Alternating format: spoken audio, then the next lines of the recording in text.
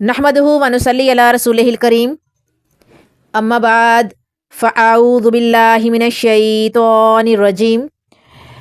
بسم اللہ الرحمن الرحیم۔ السلام علیکم ورحمۃ اللہ وبرکاتہ۔ بسم اللہ الرحمن الرحیم، سورہ النساء، آیت نمبر 12۔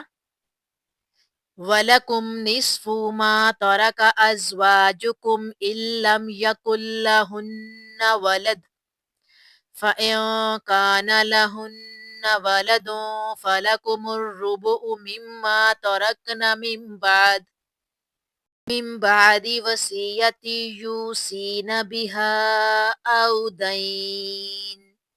وَلَهُنَّ الرُّبُعُ مِمَّا تَرَكْتُمْ إِن لَّمْ يَكُن لَّكُمْ وَلَدٌ فَإِن كَانَ لَكُمْ وَلَدٌ فَلَهُنَّ الثُّمُنُ مِمَّا تَرَكْتُم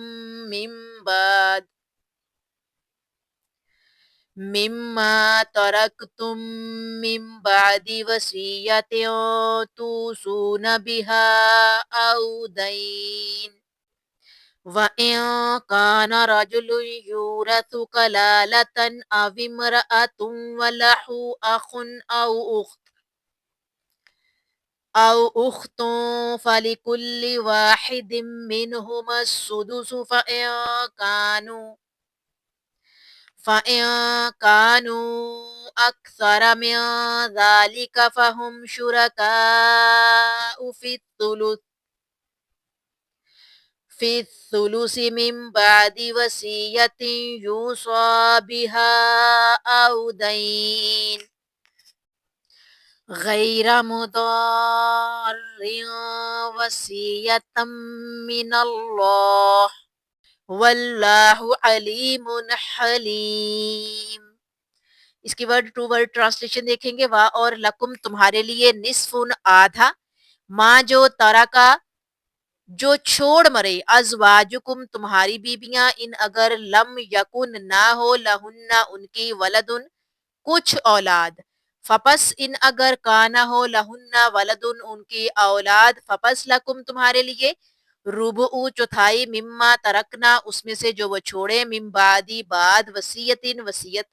یوسینی وہ وصیت کر جائیں، بہا اس کی، او دینن یا قرض، ولہن اور ان کے لیے، ربع چوتھائی، مما اس میں سے جو ترک تم چھوڑ جاؤ، ان اگر لم یکن نہ ہو، لکم ولدن تمہاری اولاد، فپس ان اگر کانا لہم ہو تمہاری، ولدن اولاد، فپس لہن ان کے لیے، سمنو آٹھواں، مما ترک تم اس سے جو تم چھوڑ جاؤ، من بعدی بعد، وصیتن وصیت، تو سونا تم وصیت کرو، بہا اس کی، او یا دینن قرض، وا اور ان اگر کانا ہو، رجلن ایسا مرد، یورثو میراث ہو، کلالتن جس کا باپ بیٹا نہ ہو، او امراتن یا عورت، ولا ہو اور اس اخن بائی، او اختن یا بہن، فلکلی پس تمام کے لیے، واحد منہما ان میں سے ایک، سدسو چھٹا، فپسن اگر کانو ہوں، اکثرا زیادہ، میوں ذالکا اس سے، ایک سے، فہم تو وہ سب، شرکاء شریک، فی ثلثی تہائی میں، من بعدی اس کے بعد، وصیتن وصیت ہے، یوصی بہا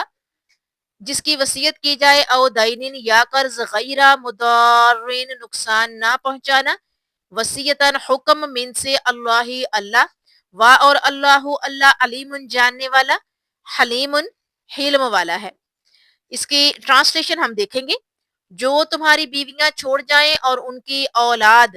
نہ ہو تو ترکہ میں تمہارا نصف حصہ ہے، اور اگر ان کی اولاد ہو تو ان کے چھوڑے ہوئے مال میں سے تمہارے لیے چوتھائی حصہ ہے۔ یہ قرض کی ادائیگی اور اس وصیت پر عمل کرنے کے بعد جو وہ وصیت کر گئی ہوں، اور جو تم چھوڑ جاؤ اس میں ان کے لیے چوتھائی ہے، اگر تمہاری اولاد نہ ہو، اور اگر تمہاری اولاد ہو تو پھر انہیں تمہارے ترکہ کا آٹھواں حصہ ملے گا۔ قرض کی ادائیگی اور اس وصیت کے بعد جو تم کرو، اور اگر مرد یا عورت کلالہ ہو، یعنی اس کا باپ بیٹا نہ ہو اور اس کا ایک بھائی یا بہن ہو، تو ان دونوں میں سے ہر ایک کا چھٹا حصہ ہے، اور اگر بہن بھائی اس سے زیادہ ہوں تو 1/3 میں سب شریک ہیں۔ یہ قرض کی ادائیگی اور وصیت کے بعد ہے جو کی گئی ہو، جس میں دوسروں کا نقصان نہ کیا گیا ہو۔ یہ اللہ تعالیٰ کی طرف سے مقرر کیا ہوا حصہ ہے۔ اللہ تعالیٰ جاننے والا اور بردبار ہے۔ یہاں پر جو ہے اس آیت میں ذرا دیکھیے گا کہ جو تمہاری بیویاں چھوڑ جائیں، اگر کسی کی بیوی وفات پا جائے اور پھر اس بیوی کی اولاد نہ ہو، نہ پیچھے سے پہلے کسی شوہر سے اور نہ ہی جس کے نکاح میں وہ بیوی ہے اور اس دنیا سے گئی ہے، نہ اس شوہر سے اس کی کوئی اولاد ہو، تو پھر شوہر کا یعنی تمہارا نصف حصہ ہے۔ جو بھی وہ ترکہ چھوڑ گئی ہے اس میں سے آدھا حصہ تمہارا ہے۔ اور اگر ان کی اولاد ہو، بیوی کی اولاد ہو، بے شک وہ اس شوہر میں سے جس کے نکاح میں ہے یا کسی پچھلے شوہر میں سے جو اس دنیا میں نہیں رہا، یا پھر اس کسی شوہر نے اسے چھوڑ دیا ہے، تو اس میں سے اگر کوئی اس کی اولاد ہے تو پھر تمہارا چوتھائی حصہ ہے، چوتھا حصہ ہے۔ جس شوہر کے نکاح میں وہ بیوی تھی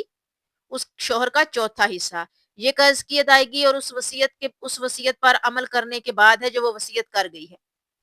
یعنی کہ اگر اس کے ذمہ کو قرض ہے تو وہ قرض ادا کیا جائے پہلے، اور جو وصیت وہ کر گئی ہے، جو وصیت وہ کر گئی ہے اس وصیت کو پورا کرنے کے بعد جو مال بچے گا اس میں سے چوتھا حصہ ہے، اور جو تم چھوڑ جاؤ اس میں ان کے لیے چوتھائی ہے۔ اگر کوئی شوہر چلا جائے تو بیوی کے لیے شوہر کی جائیداد میں سے چوتھا حصہ اگر تمہاری اولاد نہ ہو، اور اگر تمہاری اولاد ہو تو پھر بیویوں کو ترکے کا 8واں حصہ ملے گا۔ قرض کی ادائیگی کے بعد اگر شوہر کے ذمے ہے اور اس وصیت کے بعد جو شوہر کر جائے، اور اگر مرد یا عورت کلالہ ہو یعنی اس کا باپ بیٹا نہ ہو، مرد یا عورت کلالہ ہو یعنی کلالہ کا مطلب اس کا باپ بیٹا نہ ہو اور اس کا ایک بھائی یا بہن ہو، تو ان دونوں میں سے ہر ایک کا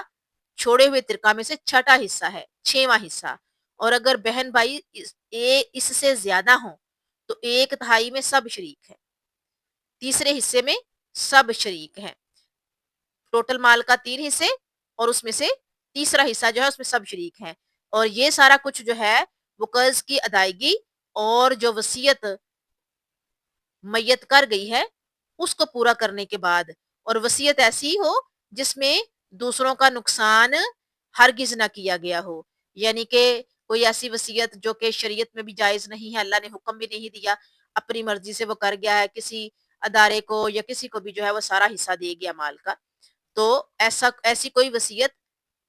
جس میں دوسروں کا نقصان نہ کیا گیا ہو، اس وصیت کو پورا کرنے کے بعد اور قرض کی ادائیگی کرنے کے بعد جو باقی ترکہ ہے اس کی جو ہے وہ جانچ پڑتال ہوگی، یعنی اس کو جو ہے وہ بانٹا جائے گا، اس کا جو ہے وہ حصہ دیا جائے گا سب کو۔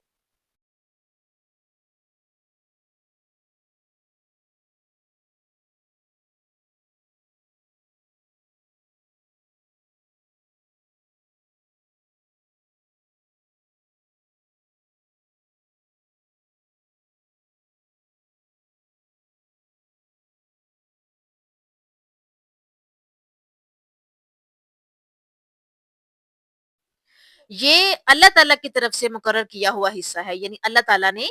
یہ حصہ مقرر کیا ہے سب کے لیے، کیونکہ اللہ تعالیٰ جاننے والا اور بردبار ہے۔ اللہ تعالیٰ خوب اچھی طرح جانتا ہے تمام حقیقتوں کو، تمام آنے والے وقت کو اور گزرے ہوئے وقت کو بھی۔ یہ ہے جی ہماری آیت نمبر 12 سورہ نساء جو یہاں پر کمپلیٹ ہوتی ہے۔ الحمدللہ، آگے چلتے ہیں ہم اگلی آیت کی طرف۔